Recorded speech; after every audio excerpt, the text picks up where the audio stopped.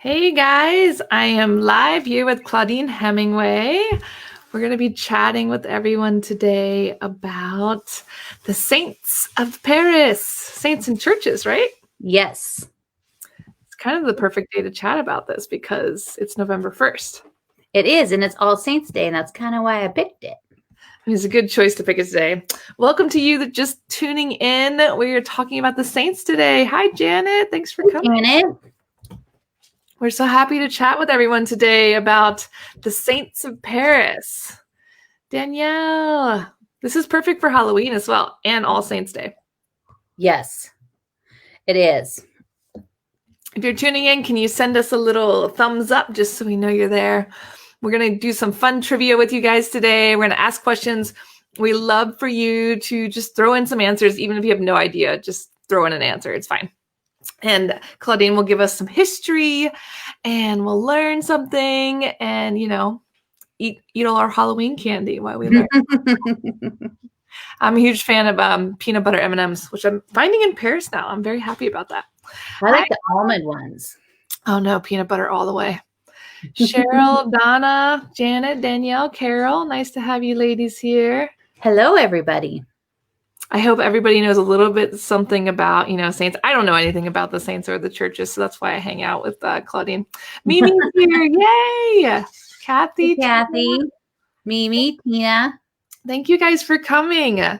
So the whole idea is we just ask you questions and you just throw in an answer in the chat, just throw in your best guess. I think we'll give some multiple choice, right, Claudine? We can give them some choices. Yeah, we start with the saints in the questions. So that kind of helps narrow it down a little bit. Yeah. If you know any saints, just throw a saint's name out there. That's the best way to do it. I was so disappointed because I tried to go to the oldest cemetery in Paris today. They're at Saint-Pierre, and it was closed. I know. I was so bummed out. I've always wanted to see in there, and I meant to say something to you the other day. So when you mentioned it, I was like, go, you have to go. Yeah. One day a year, and this is the day, and it wasn't. Yeah, I guess we're just going to have to wait a whole other year, guys. Mm-hmm. I think it's because of the terrorism. I think they're a little nervous with the churches right now, so they closed them. Yeah, big bummer. Yeah, super sad.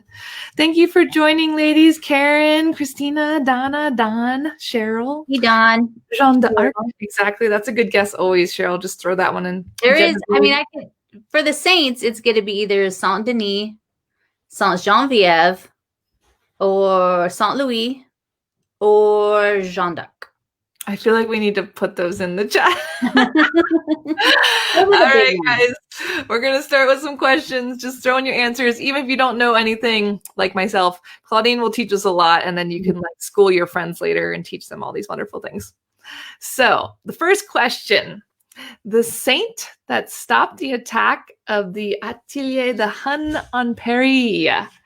Atelier de Hun on Paris. So which saint stopped those Huns attacking Paris?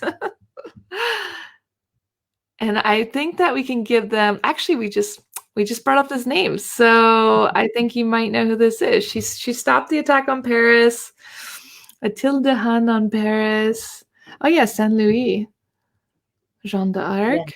Christina's, are you guessing? Cheryl's guessing Genevieve? Genevieve. Anyone else have a guess? Don, of course. Good guesses, guys. Donna, that's not a bad guess either. Genevieve. These are kind of my favorite ones, too. Lucky Cheryl. Well, actually, Don and Cheryl are correct. Yes, it was Saint-Geneviève, and she was born in the year 434. And she was at just 7 years old. She was blessed by the Saint-Germain, who was a bishop of Auxerre. And she moved to Paris right after that to live with her grandmother. But she had decided at a very early age, at just 7 years old, she was going to just devote her life to the church. And so she was visited by saints, came to her, visions. And when in 451, Attila the Hun was on his way to attack Paris. So she gathered everybody and on the banks of the Seine and had like a whole big prayer vigil to keep him away. And he actually didn't come to Paris. And so she saved Paris. And so she is, you could find her pretty much in almost every church in Paris because she is the patron saint of Paris as well. And you could find her just about everywhere. And I had a few photos I had grabbed. So I always do this the wrong way. Can you see that? Yeah, there she is. There she is. That was, I think this is in the Saint Louis Church on Ile Saint Louis. Isn't her finger bone in Notre Dame? Her what? Her finger bone. Her finger, well, her relics are someplace else that we'll get to in a little bit. Don't give away the answers, remember? That's what I do. We just get so excited. This amazing statue of her is on the Pont de la Tournelle, which is kind of at the end that goes from the left bank over to Ile Saint Louis. And it was done by Paul Landowski, who also did the great big statue, Christ the Redeemer, in Rio de Janeiro, up on the hill.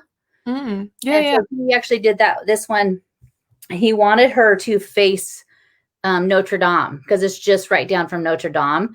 But the people designing the bridge in the city said no. So she actually has her back to Notre Dame. Oh, interesting. I didn't know it was the same designer. Yeah, so she's still protecting Paris. Very cool. Mm-hmm. Well, good guesses, guys. I love, the activity. We love hearing from you guys. Mm-hmm. Amanda, we so appreciate you loving the podcast. Oh, thank you.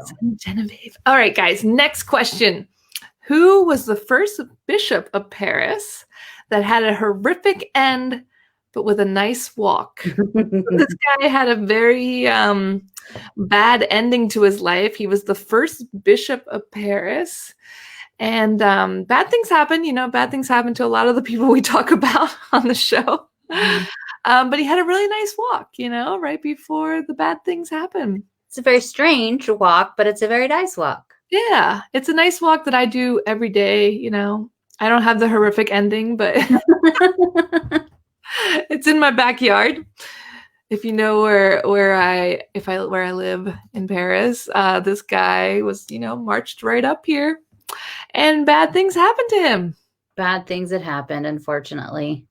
And Janet, Don, Amanda, Danielle, Karen, you guys.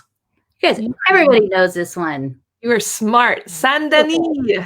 It was Saint Denis, who was actually the very first bishop of Paris, and in the 3rd century, and he was sent to Gaul to convert everybody to Christianity. And he was so successful doing it that the priests of Paris didn't like him very much for what he was doing. So they had him arrested and imprisoned and sentenced to death. It's the sentence to death part that gets interesting.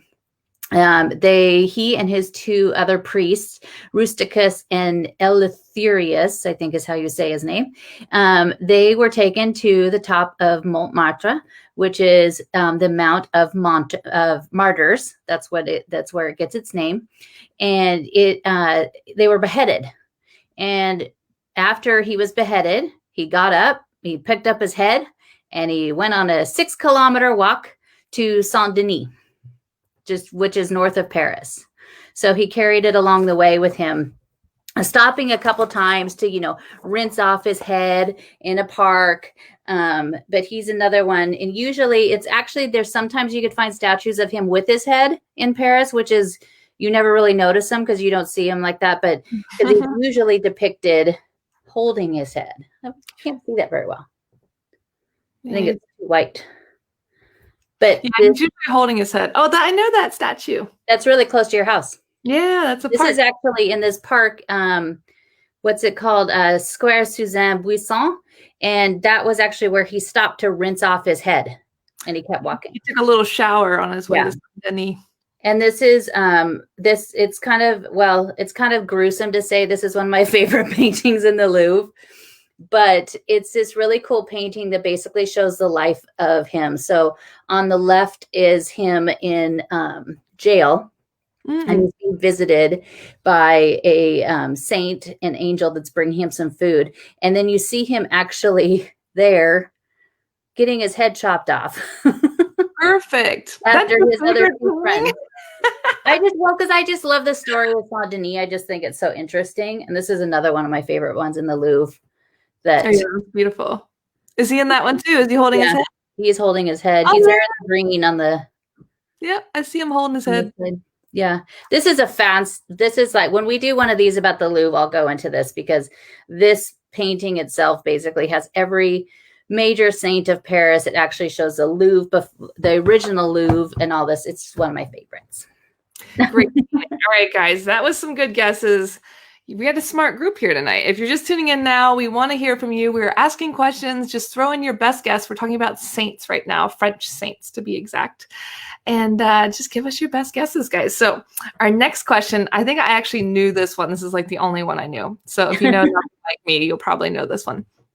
As a young girl, she had visions telling her to save France, but she was not appreciated in the end for saving France from the British. So young girl, she's having some visions, voices, things like that. And she was trying to save France from the British, but then France didn't really repay her well, I feel like. They had kind of a tragic end. These poor saints, there's never good endings for these saints. No. This is poor saints. Mm-hmm. Requires bad things to happen to you. All right, guys, give us your best guess. Who was this poor young woman? Yes, look at this. We got it. Amanda, Catherine, Cheryl, Danielle, Donna, Janet, Debbie, Karen, Patty, Kathy, Donna, Don. Okay, we got it, guys. I think everybody knows. Yes, of course. It was the amazing Joan of Arc. She's the patron saint of France. Genevieve and Denis are the patron saints of Paris. But she was just 13 years old when Saint Margaret, Saint Catherine, and the Archangel Michael came to her and told her to help save Charles VII and take back France from England. So she went on quite a few, everybody knows some of the story of Joan of Arc, of course. She went on, she led some battles. She was a young girl. She dressed it kind of as a boy because, of course, she was a teenager. And, she's leading armies and, back then, especially, they weren't going to listen to a girl. So she got him actually all the way to Notre Dame de Reims and had him coronated and was named the King of France. And shortly thereafter, a few months after that, in May 1430, she was captured, put on trial, and sentenced to death. And good old Charlie didn't do a darn thing about it. He didn't help save her. He didn't do anything. She was burned on the stake on May 31st, 1431. They burned her. Then they burned her ashes 2 more times and then tossed her ashes into the Seine in Rouen because they wanted to make sure, they thought she was maybe a little witchcraft and they wanted to make sure she was really dead. I mean, they were really careful with her. Double burning? Come on, France. I know. Great guy. I know Charlie was a great guy. So, of course, everybody knows this amazing statue. Right next to the Tuileries. Yes. And we actually in Portland, Oregon, have her matching sister in Portland randomly. It was dedicated here.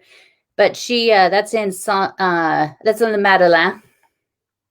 But there's Joan of Arc everywhere. She's definitely also one of my favorites.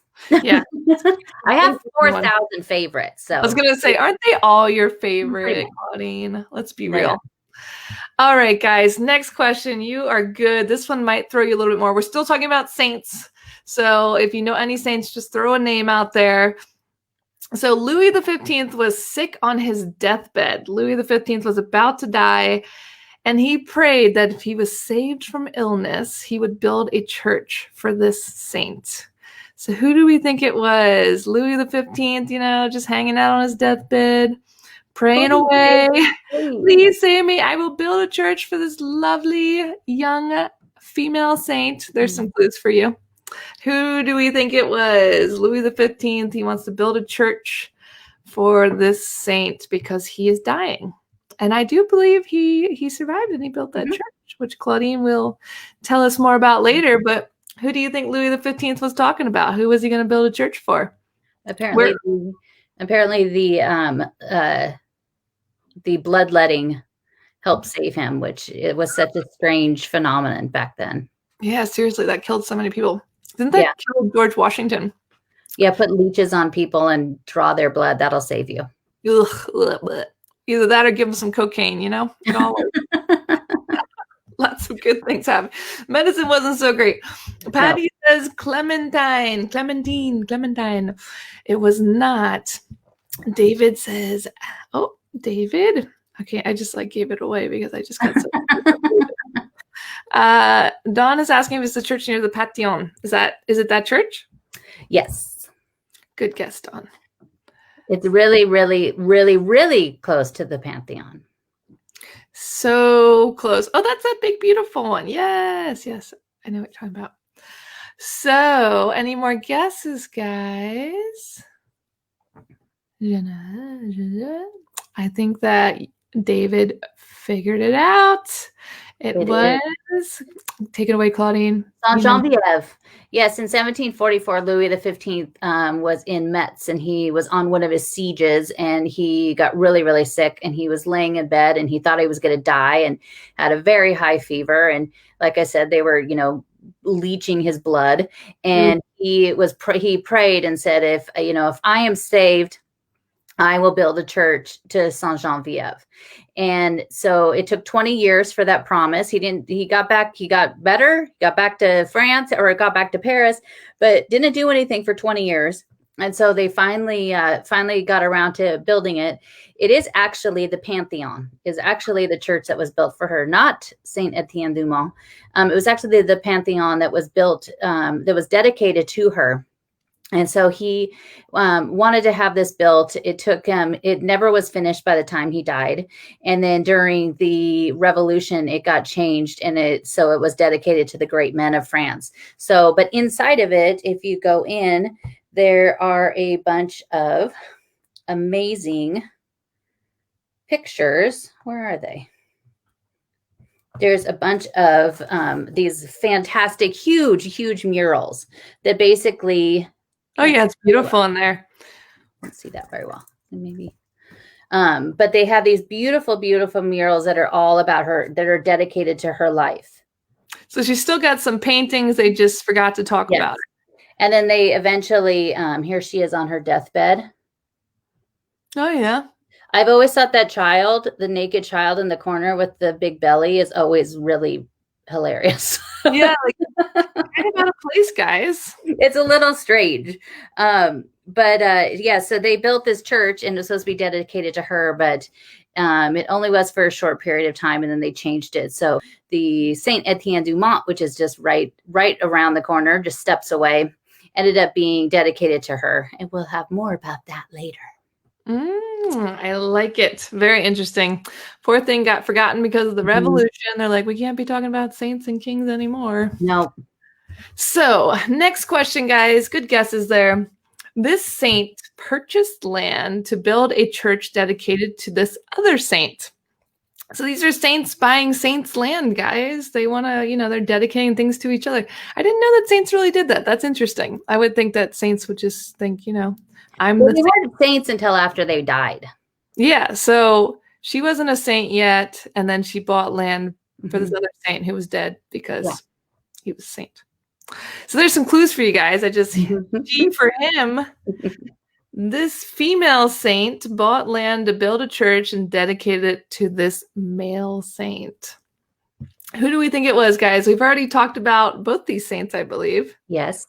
It's not so many. Saint Don, I like that. I would go for Saint Don. We'll buy him some land. Don, I don't think you want to become a saint. Doesn't turn out so well when you become a saint. You have to go through some pretty bad things to become a saint. Don't forget to wash your head on your way to the Saint Denis. Saint Don of woodworking. Saint Louis. Saint Louis. No, Danielle. Keep guessing. We want more guesses. So a female saint who bought land to build a church to dedicate to this male saint. This is kind of tough, but if you just drop two names, you'll probably get it. We've been talking about this female saint a lot in the last couple of questions. Any guesses, guys? Any ideas out there? Jeanne d'Arc was too young, so you could take her off the list. Yeah, wasn't her. Who's the other lady we kept talking about? I was talking about her finger bone. I just thought that was so weird. They have all these weird relics everywhere. It's just like, this is her toenail. It's like, Yes. it's gross. They have those like all over the churches. It's very strange. Yeah, Sometimes like it's a lock of hair. It's just, yeah, it's kind of bizarre. did they take that stuff when they died, or they like dug up the bodies and took it? No, they would keep them and they'd send them out, like send them all over to the other churches of France too. Oh, did they just pass it around? It was like a traveling show? No, they kept them there so people had things to go there and, go into the church and in the chapel of, Saint Geneviève, and there's her, her finger. Straight to that finger bone. All right, guys, good guesses. You got it. Geneviève, she bought some land for Saint Denis. Yes. So when he was carrying his head, he walked up to, what was now called Saint Denis. It wasn't named Saint Denis when he was obviously carrying his head there, but he walked there, and where he basically fell and at this point completely died. They buried him, and in 475, Saint Geneviève purchased the land so that they could build a church dedicated to Saint Denis. And so they had a small chapel was built then, and then in 1135, Abbot Suger had the beautiful basilique, which from the outside it's not the same as like a Notre Dame, but yeah. But that looks a lot like Notre Dame. Yes, but we'll go over more in another question about what makes that church so special. All right, guys. Good answer. That's a nice gift, Yeah, I like it. I wouldn't mind someone buying land, but not for my death. Mm-hmm. This saint had been the king of France and purchased the most important relics of the church. So this guy, he became a saint, but originally he was the king of France, and he purchased the most important relics of the church. It sounds like he was prepping himself for sainthood. Mm-hmm. Was, in the mood. Do we know any kings that turned into saints, guys? Only one of them. Only one. Who's got a guess? Yes. What do you guys think? Henry I, Saint Louis. What do you guys think? So is Il Saint Louis after King Saint? I never knew that. I spent a lot of time on Saint Louis. There's a church there dedicated to him on the island too. Oh, is it the one on the main street there? Yeah. It has a really funny steeple with the holes in it. Yeah. It's really pretty. The wind would go through it. That's interesting. I never knew that. Very interesting. All right, guys, we have some good guessers. It was Saint Louis.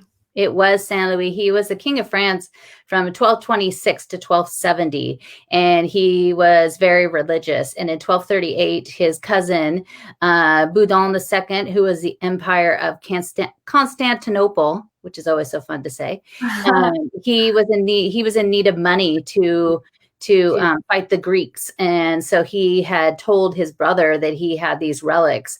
So Saint Louis, King Louis IX, went down to Venice, and he purchased the crown of thorns and a piece of the true cross, as well as a whole bunch of other things, and brought them back to France. Wow. And the crown of thorns, of course, was in Notre Dame up until the fire. So where is it now? Do we know? They brought it out. They brought it out this year around right before Easter. The Fridays I think it was like every Friday before Easter for a month, to Saint-Germain-l'Auxerrois. It's usually, now that Notre Dame is closed, they usually use Saint-Germain-l'Auxerrois or Saint-Sulpice for most of the big masses and holiday events now. Saint-Sulpice is beautiful too. Saint Louis, this is actually this amazing bronze statue of him that's in that church on Ile Saint Louis. Yeah. And you could always tell it's him because he's always holding his crown of thorns. Oh, yeah. Another thing kind of off, but you always also know it's Saint Geneviève because she always has a little lamb. Oh, she always has a lamb. Yeah. So a lot of them have like specific things, so you could kind of figure out when you see them. Like St. Peter always has the keys. So you kind of have a little I need to write a whole thing about how to spot them. How to identify your saints. Yes. Good guesses, guys. All right, next question. The relics of this saint are held inside this church, surrounded by amazing stained glass. So we were talking about relics. I may have mentioned a relic or two. And they are held inside this church, surrounded by beautiful stained glass. Who do we think this saint was? Relics, stained glass. Any ideas, guys? Going once, going twice. I think I've been bringing her up a lot, actually. I think she might be Claudine's favorite because a lot of these questions are around her. Well, she has a big birthday this year. I think it's like, I don't know, it's some humongous, like thousands of years since she died. Oh, wow. So they had all of these things planned this year in Paris for the entire year. And then, as we know, how that worked out. Yep, not going so well. Sorry, lady. Anybody have a guess about this relic? She's a woman. She's got some relics hanging around, some beautiful stained glass. Any ideas? She was moved. Moved. It was. Oh, Janet, you are correct. Saint Genevieve. Yes, it of course was Saint Genevieve. She, after she was kicked out of the Pantheon, they moved her across the street to Saint Etienne de Mont. And when the revolution happened, most of her relics were destroyed that were in Paris, including her body. They had taken her and found her, dug her up, burned her, got rid of her. But when you go to the church, there's this, it's absolutely stunning. I'm sure most of you that have been to Paris have been there. It is these two chapels right there. There is because most of the relics were destroyed after the revolution, all of her pieces that sent around France to other churches they sent them back to Paris. So that is why. And so you'll see a lot of these reliquaries, these huge boxes. And then that's probably just, her, just finger part of her finger. It's called a reliquarium? Reliquary, yes. Oh, I love that. It's like a aquarium. They have these absolutely stunning stained glass windows, and you can't see them very well. I'll post them in the chat afterwards so you could see them. And they are just they're so gorgeous, and they tell her life.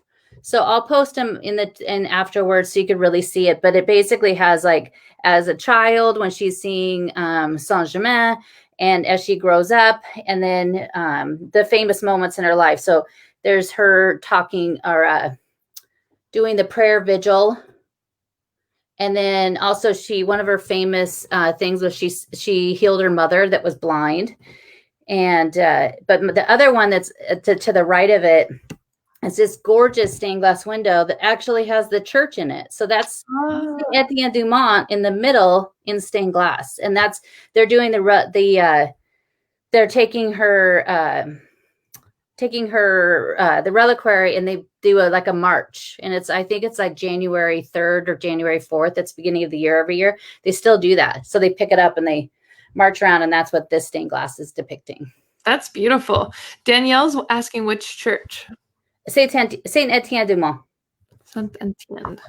So pretty. The stained glass Which is also the Midnight in Paris church, is what a lot of people know. The Midnight in Paris. Okay, so now we know what she's talking about. I haven't gone in that church ever. You haven't? No. Oh, it's stunning. I walk by there all the time. Never go in. I'll take you in there. Okay, I'm waiting for you to take me in so you can tell me. All right, guys. Next question. We're moving on to churches now. So switch gears in your head. Not so much saints. We're talking more about churches. And this church was intended to be the tomb of Napoleon III and Eugenie. Am I saying that right, Claudine? Eugenie. Yeah, Eugenie. Napoleon III and Eugenie. So this was a church. It was supposed to be Napoleon III's tomb. Any guesses, guys? Do you have any idea which church it was for Napoleon III's tomb and Eugenie? It's it's on the right bank. It's on the right bank. Do we get any other clues? Well, it's Napoleon III. So it has, you could also think of Mr. Haussmann and his vast destruction and building. And there's another saint that we already talked about, she is in front of it on a horse. Ooh, interesting. I think I know this church. Been to it. It's not far from where I live, actually, just down the hill, straight down. My Uber drives by it a lot. It's got a big, pretty dome, red dome. No. Too many churches. Too many churches. There's a lot. There's so many churches. I actually had to I probably could have come up with like 80 questions. And so I had to limit yourself. Yes. David, that's not a bad guess. But that's an answer for another question. Yeah, that is an answer. But not this time. Look at Phyllis go. She's driving and she is thinking. Phyllis is correct, guys. I knew she'd get that one. I know because I know she loves this church. Yes, it was St. Augustin, which is over in the 8th. It's at the end of a very long boulevard. It just actually went through a big, huge renovation, but this is the outside of the church, and there's Jeanne d'Arc on her trusty steed. But it was built in 1860 to 1870, and it was supposed to be built with the intention of being the burial place for Napoleon III and his wife. But that didn't happen because they had to leave France and they died in London. So, but it is an amazing church. It's the very first church to actually use cast iron in building. And you could see the arches above it. That's all cast iron. Oh, wow. It's an incredibly beautiful church. And that usually when you go, there's nobody in there. Yeah, I've never been inside. It's really pretty. It's center. It's Byzantine and Romanesque style. So it's a little bit different than a lot of the churches you see in Paris, but it's pretty stunning. Weird shape. And Don's asking if it's near Leal. No, it's more, it's closer to Opera, a little closer to the Opera. It's in the 8th. So it's past La Madeleine. And Danielle remembers it. Is it weirdly shaped because of the land plot? Is it like the shape? No, it's kind of the Greek cross shape instead of the... In the 8th. Very beautiful. I'm going to have to go hunt that one down. Yes, it's at the end of a long boulevard. So it was, Haussmann definitely built it. That's what he did with everything when he was redoing Paris, was he's creating these long boulevards to like monuments. And so you can't miss it. It's actually, it's only like, I think one time I did walk from the Louvre. It was like maybe 10-minute walk. Yeah, not difficult. You go towards Madeleine. If you're looking at the Madeleine, you go left and you just kind of keep going on that street. You run right into it. Good guesses, guys. All right, next question. Napoleon wanted this church built in tribute to his grand army. Napoleon and his grand armies. The first one. First Napoleon. Napoleon the First, guys. There was a lot of Napoleons, as we know. And he had this church built in tribute to his grand army. But it's used a little differently now. It is. Because they weren't such a fan of Napoleon at the end there. No. They said, you know what? We're just not going to do that anymore. Someone mentioned this church earlier, if that gives you clues, but Napoleon wanted this church built in tribute to his grand army. Any guesses, guys? Napoleon and his grand army. Same reason the Arc de Triomphe was built, correct? Yes. So he could march all his soldiers right through the center there. He never saw it built. Never saw it finished. And what are they doing with this church now? Since they just kind of did church now. It's just a church, but it's not in tribute to his grand army? No. Yeah. They don't care about his grand army. It is kind of there's just Rue Bonaparte in Paris is the only street or anything that's named after Napoleon. That seems a little, they did build that beautiful place to put him, though, Yes. Not a bad place to be. No. All right, guys. Valid. Good guess, Danielle. Cheryl says Madeleine. And Cheryl is correct. That is correct. It was La Madeleine. He wanted a Temple de la Gloire de la Grande Armée built. And he had it partially built before he ended up leaving France, and they destroyed some of it, but they kept the front facade of it. And it's a very, very beautiful church. It's very different from any of the other churches you really see. Mm-hmm. Has those huge columns. They kept the front of it was what he had originally had built, and so they kept that. And then under Louis XVIII, he decided he wanted to have it dedicated to Mary Magdalene. So they redid it and then finished building it, and it's the Madeleine, and it's just very close, just straight off Place de la Concorde. Yeah, you can't miss it. It's pretty big and amazing. Right when you walk down the Concorde, you hit that. Good guesses, guys. Very Romanesque. You are right, Danielle. Very Romanesque. The next question. This church is sometimes called the Jewel Box. Any guesses for the Jewel Box? They also host wonderful gospel and music in this church, if I remember right. You have to buy tickets to go and listen to music in this beautiful Jewel Box church.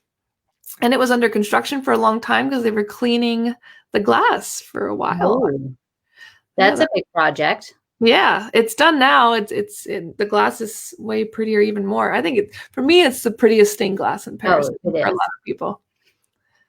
Very early in the morning when the sun's coming up and the sun hits it. Yeah, stained glass. It's gorgeous. I would love to go to a concert in there. They sell out. Yeah, they sell out pretty quick, especially around Christmas. I think that would be so beautiful. Good guesses, guys. Cheryl, Janet, Don, Donna. You guys got it. It is Sainte-Chapelle. It is Sainte-Chapelle. So when Saint Louis came back to France and he had all of these wonderful relics, he needed a place to put them. So he had Saint Louis built to basically house the relics. The relics cost him at the time, it was 60,000 livres to buy the relics. The church cost about a third of that. So the church actually cost a lot less to build than he did to purchase it. But this is why it's called the Jewel Box, because it's basically, the walls are basically just stained glass upstairs. Oh yeah, it's so pretty. It's so gorgeous. There's the front of it on the upper side, and there's one of my grandpa took that picture in like 1972. Oh, it's so and when I go, I take his pictures with me and I recreate them. But I also love the downstairs. You shouldn't miss the downstairs, and there's Saint Louis in there. I didn't even know there was a downstairs. But that's where when you walk in, and then you walk up those teeny tiny curving stairs. But the downstairs is just as beautiful. That's crazy. I want to go back and visit. I took my parents there when they visited me in Paris for the first time, but that was like 8 years ago. So I think it's time to visit again. Yeah, it's so pretty. Cheryl, that's a great tip. There's no heat, guys. So if you go in the winter, wear some layers. Yeah, it's there's no heat. It's not used as a church anymore. It's not, they don't hold church services or anything in there. So it's basically you come in. They had a really cool app that I downloaded that you're supposed to be able to point at the windows. And then because basically the windows tell the entire story of the Bible. And then the last window in the stained glass tells the story of him getting all the relics and bringing them back. And it's, you could see the ceilings are very high. It's hard to see all the details, but they had an app that you pointed at it, and then it'll show you the window and tell you what it was about it. But I think because of the internet was horrible back, there was like the signal was so bad in there that it didn't work. Well, I was ready to spend like 4 hours in there just going through every single window. It doesn't work. Great, thanks. Yeah. Bring your own Wi-Fi, guys. Catherine watched a choir practice for free. Okay, so go to the practice, guys. That's a great idea. I'll have to pay and maybe less people. Yeah. All right, next question. Good answers, guys. You can find some of the greatest painters in French history hanging in the chapels of the many churches of Paris. This man's paintings can be found in these two churches in the Marais. Am I not supposed to say the churches? No. Okay. All right, guys. So you're guessing. And there's a third church that his paintings in there are very famous. All right. And If you remember from last live stream, he's one of my favorites. All right, but you have a lot of favorites, Claudine. I know. That's a great clue. I know. Help him out more. Help him more. All right, so his paintings can be found in these two churches in the Marais. Very famous painter. Think of the Marais. Give us two churches in the Marais. He's very famous for a painting he has in the Louvre of a woman leading the people. A woman leading the people. Oh, look, these guys know you, Claudine. Delacroix. They know you oh too well. Karen says Chagall. Not a bad guess. Chagall, that would be cool to see some of his work in the Marais. He has stained glass in the Notre Dame de Reims. There's some stained glasses that Chagall did. Oh, I didn't know that. I just love his work in the Opera House. Edith says Saint-Sulpice and Saint-Paul, Saint-Louis, Delacroix. There's one more. One more, guys. Good guess, Edith. Edith is also a history genius and tour guide in Paris. And she has many books. Check out Edith de Belleville's books, guys. Delacroix, David, good. So they got the painter right, Claudine. Yes. You guys know Claudine very well. So the three churches is the two of them that are in the Marais are Saint Paul, Saint Louis, and the other is Saint Denis. What is it? The Saint Denis. Saint Sacrement. Wait. Yeah, that's it. And so he has in Saint Denis, he has a painting of the Pietà. It's beautiful. Which is very beautiful. And Saint Paul, Saint Louis, it is Christ in the olives orchard. A lot of times, this is actually a copy of the painting because sometimes they take it down and have it sent around, but it's still just as amazing. And then of course, Saint-Sulpice. So beautiful. We'll give Saint-Sulpice a whole lot of love in its very own live stream because it's just... Yeah, Saint-Sulpice is beautiful. The best. But he did these ones towards the end of his life. And that's when he was living just down the street from Saint-Sulpice. So it made it easy to go to work. But he had Delacroix believed in all of the large paintings and putting them in public spaces because he felt that was a way for you as an artist to live on and your legacy to live on. So he was really into painting these grand murals and everywhere. I like that. I mean, it brings the walls to life, right? Yes. It's more fun to hang out there. Jenny, I totally agree. Saint-Sulpice is beautiful. And it's amazing. You could go and see some of the greatest artists in French history. You could see Charles Lebrun. You could see all of these artists for free in the churches of Paris. I wrote an article for Bonjour Paris a year or two ago all about all of them. I'll link it in here. Yeah, churches in Paris are basically free museums with all these beautiful. They were the original museums. Yeah, definitely. Still today, mostly they're always free. There's no church in Paris you pay except Saint-Chapelle. You pay to go to Saint-Chapelle because it's not really a church anymore, I guess. Yeah, that's the only one I can think of. All right, guys. Next question. This church is surrounded by saints, and one is missing his head due to a bomb from World War I. He is not Saint Denis, but this church, you have to guess the church, has a headless statue that is not Saint Denis because of a bomb from World War I. I love that they just leave things like that, like the bullet holes in buildings and things like that, just to remember the war times. Yes. So what church do we think it was, guys? It has a headless statue, bit of a bombing happening here. The statue lost his head. Which church do we think this is? We talked about this church before, so you might know it already. I never noticed this. I mean, I've been to this church many times. I've never noticed the headless statue. Where is the statue? It's on the very back side of it. Is it outside, inside? Outside. Outside, headless statue. So this is what happens when you live in Paris. You just stop looking at things and noticing things. Well, I also walk around every square inch and take 1,000 pictures and make 1,000,000 notes and document everything. So it's a little different than probably what most people do. You make a full-on sketch. Janet says Notre Dame, not a bad guess. Don says Saint-Sulpice, not a bad guess. Any other guesses, guys? This church has a headless statue that is not Saint Denis due to a bombing from World War I. This poor statue lost his head outside this church. This church is just down the street from Concord. I think that's a big hint right there. Yes. What do we think, guys? I have never noticed this. So strange. Good guess, Jenny. It's also went through a lot of they were going I think it still is. I think they still are cleaning them, and it's been under construction for ages.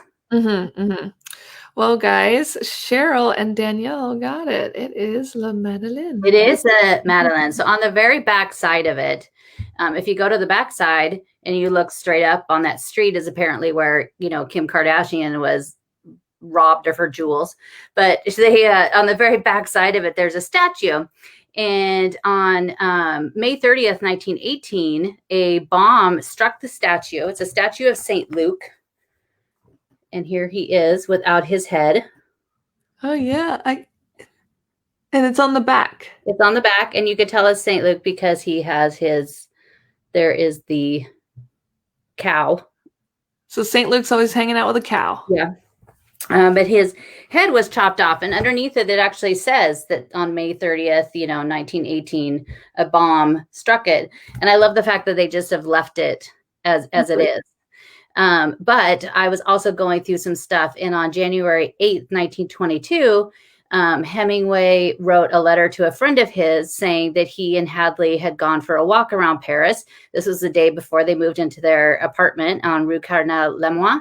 And he walked around and he saw the statue, and he was showing her the statue. And I, of course, was like, almost fell off my chair. I was so excited to see that, here he wrote in this letter of the statue that, like you said, nobody notices it. I've never noticed it. Yeah. So interesting. Yeah, it's on the very back side of it, opposite the entrance. So next time you guys are in Paris, or if you already are in Paris, check out the back of the Madeleine and find that headless statue with hanging out with the All right, next question, guys. We are actually looking for the name of a Polish composer. So this Polish composer wanted his funeral at the Madeleine, and he designed every detail of the service. But they had to wait 2 weeks as women singers were not allowed in. So I guess part of his details for his service was a female singer? Specific singers he wanted for it. Specific. But after a couple of weeks, they approved these women, or is that the deal? Okay. Sort of. Okay, we'll get the story. So this is the name of a Polish composer who you think was a total micromanager and designed his whole funeral at the Madeleine. Every detail, including specific female singers who were not allowed in. So they had to delay the funeral, which couldn't have been good for his body, I'm assuming. Yeah, I mean, we've talked about that before. I'm not sure about the embalming techniques. Yeah. I mean, this wasn't as long ago. This was, 1849. So, but it's still,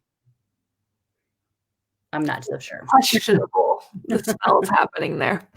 All right. We got a smart bunch. David, Edith, Cheryl, and Janet. You are correct. Chopin. It was Chopin. He died on October 17th, 1849. And when he died, like we said, he had very specific instructions on his funeral. He wanted Mozart's Requiem sung. He wanted Jean-Aimé Castellan and Pauline Verdeau to sing it. And the Madeleine was like, no, women aren't allowed to sing. So after 2 weeks of arguing, they finally made it happen. And October 30th, he had his funeral, but the women could sing, but they had to stand behind a black curtain. They had to stay behind a curtain. Yeah. Wow. Yeah. And then, of course, he's buried in Père Lachaise that I think we talked about last week, except for his heart. His heart is back in Poland. That's nice. Mm-hmm. Took his heart to another place. Yeah. Kind of romantic in a creepy way. I like it. His heart is still in Poland. All right, guys. We're getting down to our final questions here. You guys are doing awesome. Thank you for tuning in and chatting with us. We love hearing from you. We need some more great guesses. So this basilic finds the tombs of the monarchy of France. So this is where all the kings and queens were buried in France, where a lot of them actually. We're looking for the name of this basilica. But it was created after this saint arrived there after his long, odd walk. So we remember that saint, he was taking a walk. He washed his head. What's the name of this basilica? What is it called, guys? I think I gave you a lot of clues right there. Dude walking around, no head. Basilica. A lot of the monarchy was buried here. What do you guys think? Oh, we got some good guessers once again. Smart bunch we got tonight. So Cheryl, Danielle, Edith, Kathy, and Don are correct. It was Saint Denis. It was Saint Denis. Everybody, all but 3 kings were buried at the Basilique Saint Denis, and they were all buried there. And then, of course, the revolution happened, and all the tombs were desecrated in 1793. They pulled them open, took, looking for valuables and to try and just destroy them because at that, it was a revolution. So they didn't look too kindly on the monarchy, but they were nice enough to dig 2 different holes. So there was the hole for the Valois and the one for the Bourbons. So when they did open their coffins, they at least put them in the holes that they were supposed to be in. But then they covered them with quicklime. So there was basically nothing left in 1817 when they decided Louis XVIII wanted them to be dug up and put back into their tombs.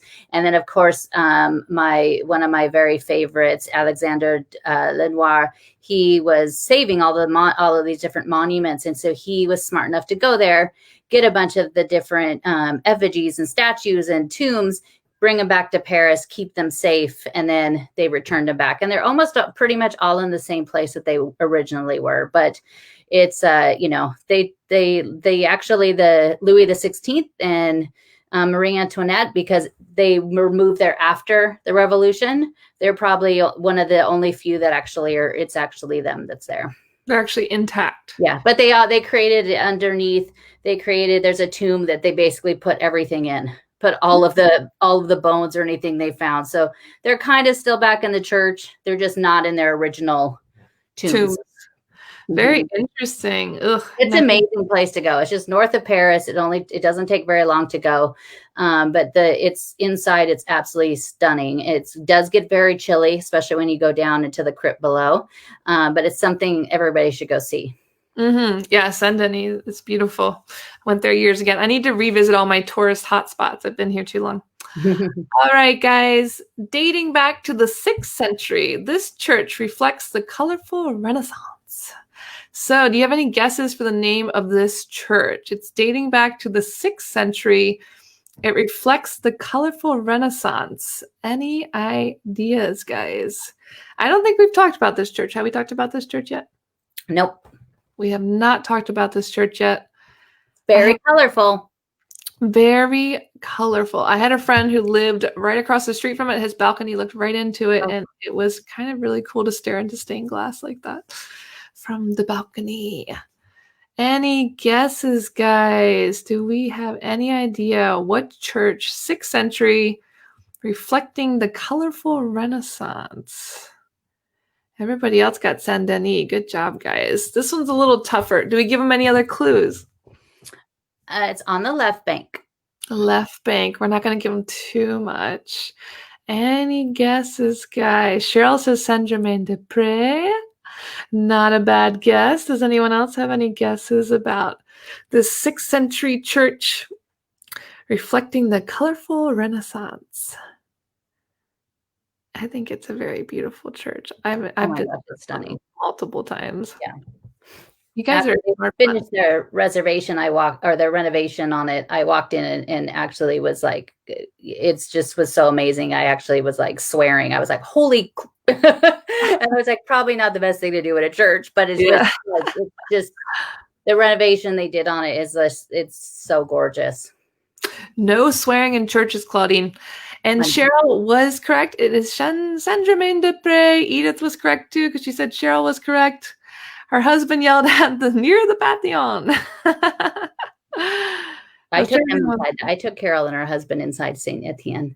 It is Saint-Germain-des-Prés, and they had the bell tower itself dates back to the 6th century. The other parts of the church are a little bit newer, but the inside of the church is actually the colorful Renaissance churches, and even Notre Dame. When you go in there and you see like now they redid it, like that's the ceiling.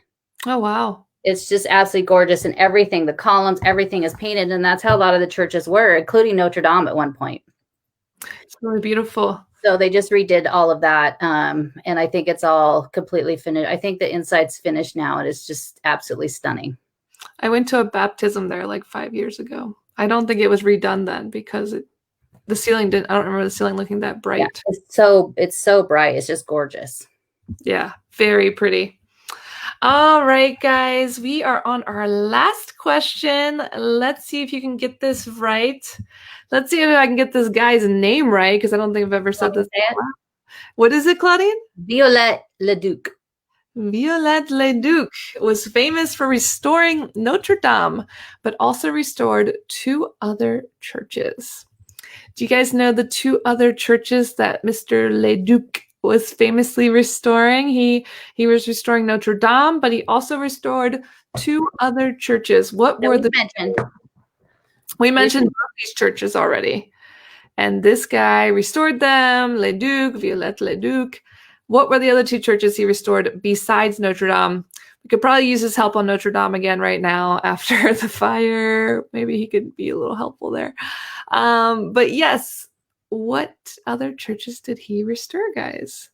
Either it says Sainte-Chapelle and Saint-Germain-des-Prés. Not bad guesses. Edith got one of them right. What about another church? Another church that was restored by the same man who restored Notre Dame. In Paris. In Paris. He did a whole lot of places, but specifically these 2 in Paris.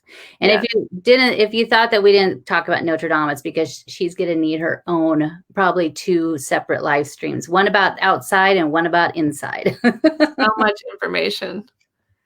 Oh, good. You guys are good. All right. So a lot of you are correct. It was Saint-Denis and Sainte-Chapelle.